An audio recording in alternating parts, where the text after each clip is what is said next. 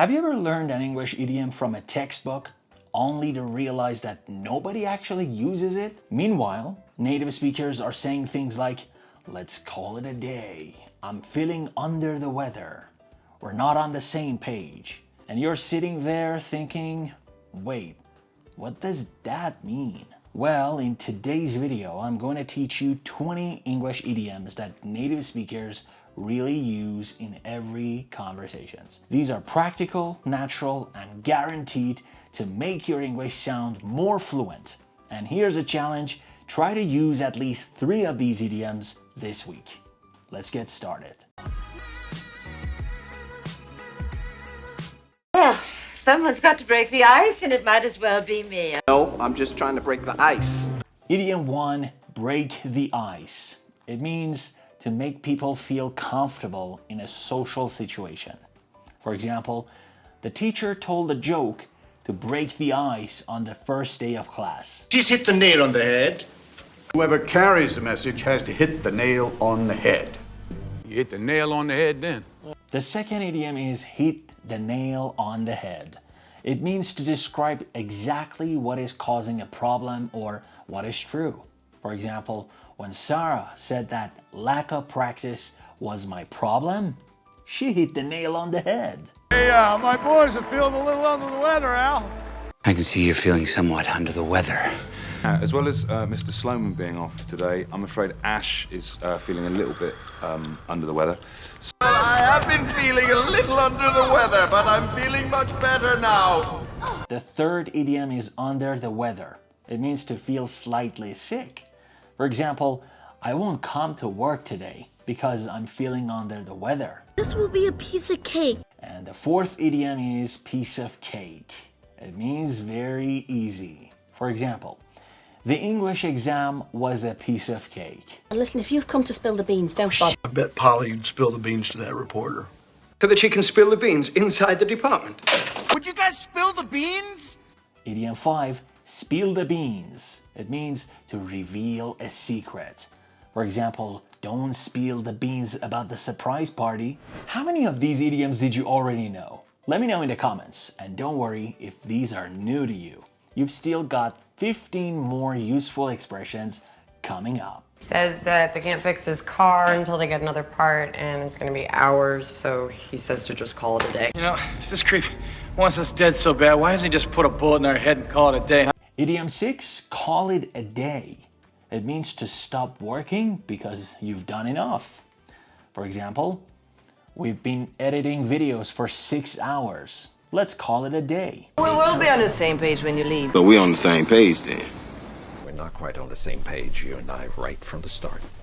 We're on the same page now, so we should... Idiom 7, on the same page. It means to have the same understanding. For example, before starting the project, let's make sure we're on the same page. But you should know, Mr. Cray has cut corners and ignored sound science to get where he is. If the deadline was tight and I had to cut corners, I had no paperwork at all. Since the rents are considerably lower, this floor has been adopted by businesses which for one reason or another have been forced to cut corners. So, yeah, I'm sure you can understand our need to cut corners around here. Idiom 8, cut corners. It means to do something cheaply or carelessly. For example, if you cut corners while learning English, your progress will suffer. But frankly, a deal this good comes along once in a blue moon. Every once in a blue moon, a college kid or drifter will sneak in through the window for a good night's sleep. If we ever did get something pleasant once in a blue moon, like strawberries, well... Try going with your feelings once in a blue moon. Idiom 9, once in a blue moon. It means very rarely. For example, I eat fast food once in a blue moon. It cost an arm and a leg just to rent.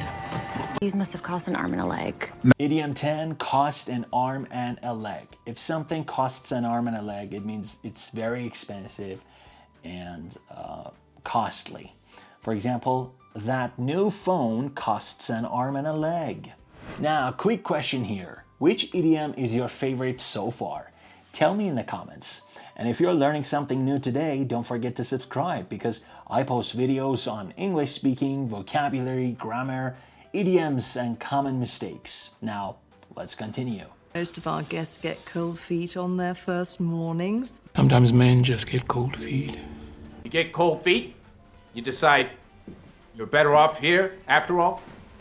Idiom 7 is get cold feet. It means to become nervous before doing something important.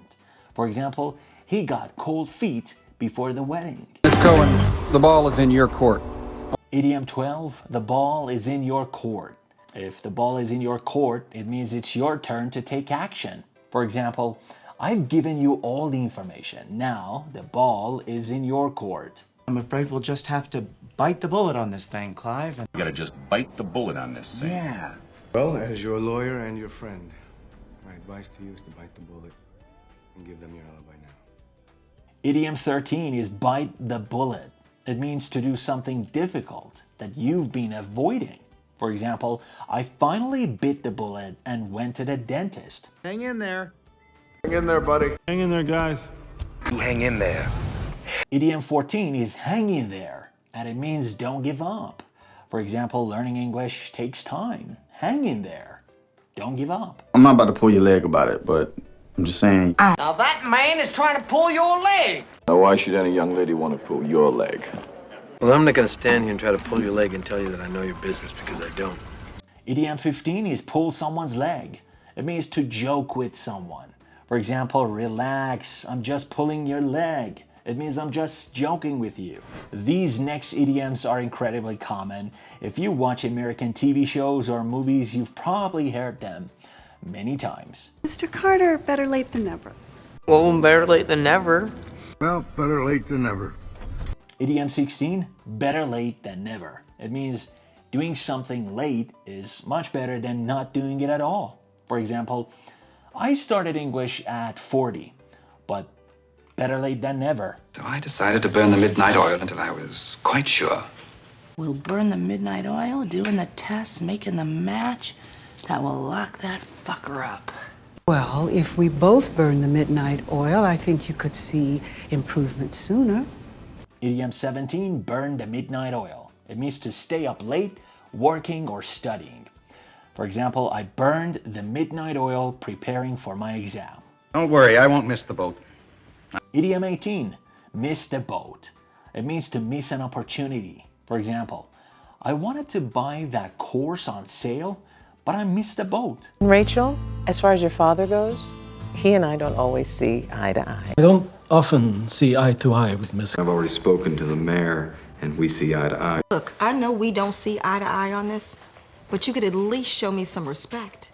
Idiom 19 is see eye to eye. It means to agree completely with something. For example, my brother and I don't always see eye to eye. It means we don't agree that much. I'm simply pointing out that this could be a blessing in disguise. Sir, this raid is a blessing in disguise. There's many as might say it was a blessing in disguise, I shouldn't wonder. Well, it may not seem like it now, Willie, but it's really a blessing in disguise. Well, maybe this is a blessing in disguise then. Now, idiom 20 is a blessing in disguise, and it means something that seems bad at first, but turns out to be good. For example, losing that job was actually a blessing in disguise. And remember this, you don't have to memorize hundreds of idioms overnight.